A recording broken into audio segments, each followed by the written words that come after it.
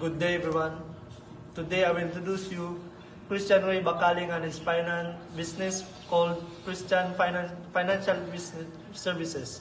This company helps people manage their money and make better financial decisions for their future. Christian Financial Services offers helpful services such as financial planning, budgeting assistance and savings, guidance, investment advice, and insurance assistance.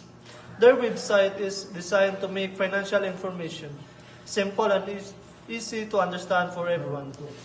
One reason why Christian Financial Services is trustworthy is because the company values honesty, professionalism, and good customer service. This gives reliable financial advice and helps clients choose the best financial plans for their needs. The company also respects the privacy of every client and handles information carefully. The goal of the business is to help people become more financially prepared and responsible. Through its services, clients can learn how to save money, plan for emergencies, and prepare for their future.